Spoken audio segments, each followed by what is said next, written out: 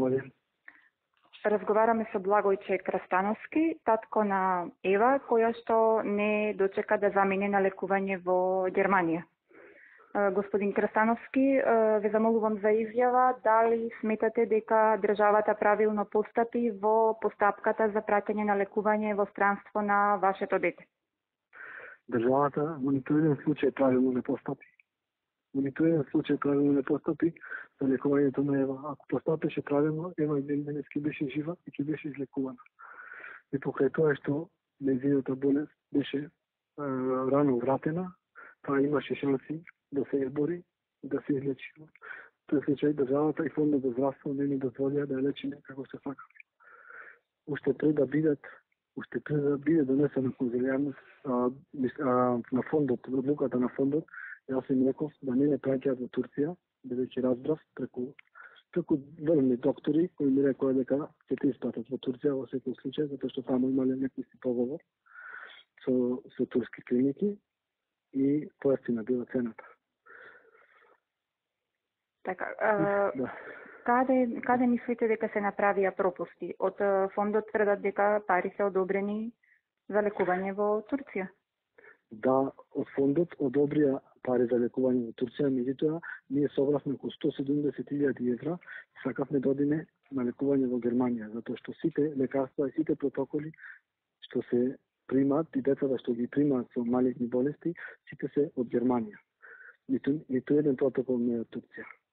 Како го коментирате тврдењето дека германската болница не одговорила на повикот на ФЗОМ да достави понуда? Лично во моје присуство од Фондот за здравство му се јавија на професорот, јас им дадов телефонски број, професорот во Гисен во Германија им објасна добро ситуацијата, целата ситуација, бидејќи комплексна ситуацијата, не може да се даде точна сума, меѓутоа тој рече во нормална ситуација би коштало од 200 до 300.000 евра и тоа го има во имейл пратено и јас им го доставив тој имейл на Фондот за здравство. Значи би коштало од 200 до 300.000 евра лечењето.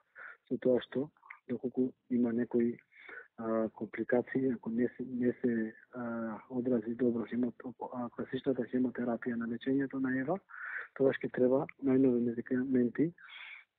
Пропишано ги имаше тој со сега мене не ми текнува CT19 и CT22 лекови кои се многу скапи, меѓутоа со нив се постигнува ремисија без несакани ефекти.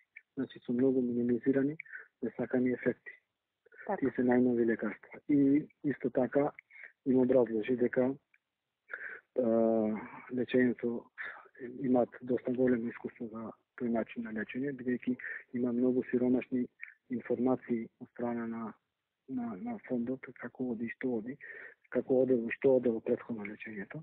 Меѓутоа тој рече дека имаме ние искуство за таа работа и испрати имейл и јас им го приложив тој имейл. Потоа повторно ме одбија и тоа со задочнување од недела дена имавме ние конзилијарно мислење со животот образувачки карактер и тогаш не излажева дека имаат само една клиника профактура, испадна дека имаат 3 клиники и тоа уште една од Турција сега не ми текнува како се викаше и Бамбино Ѓесу од Италија. Дали италијанската клиника би била прифатлива за вас? Јас реков, во крајен случај, ако не одим на Германија, да одим кај Турција, не одам во никој случај, затоа што тие деца што ги спратија во Турција не се вратија назад. Како да, јас ги знае во прошлата година, како да го пратам и моето дете таму, ако знам дека нема да се врати. Да сте вие или да се тие на моје место ќе го пратат нивното дете во Турција или ќе го пратат во Германија, каде што потекнуваат сите протоколи за лечење и најнови медикаменти. Дали имате некоја порака или може би до Фондот за здравство, до директорот, до министерот за здравство, до државата? Имам голема порака до сите, најголема порака до министерот за здравство, кој не се уважи да не удостои барем со еден пример. Од толку многу повици не се уважи да не удостои за еден пример, да му ја објаснам целокупната ситуација. И покрај тоа што отидов повторно во Фондот за здравство, им приложив тогаш и профактура од точна профактура од клиниката во Дизелдорф, таа кошташе беше околу 420.000 евра, со тоа што докторот ми напиша имейл, исто со ИБАН и СИФ код, платете ги средствава и дојдете одма. Кога видела таа профактура, ништо не изреагира, ништо не рекоа, толку.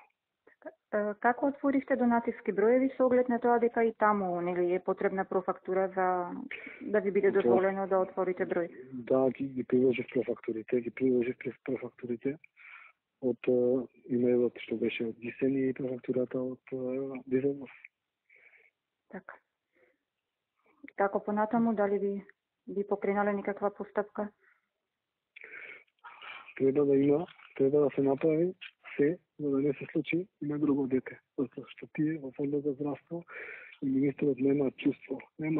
Треба сите да се борат на најдобар можен начин. Значи, најдобрата варијанта. Не се важни дали државата ќе потроши 100.000 евра повеќе или помалку, ако спаси еден млад детски живот. Да сакам ова да се повтори на друго дете. Затоа што ние не сме единствен случај, има доста случаи ќе има во иднина. Се молам да има што помалку, меѓутоа, тоа е тоа. Ви благодарам на разговорот. И благодарам и вас. Пријатно. Пријатно.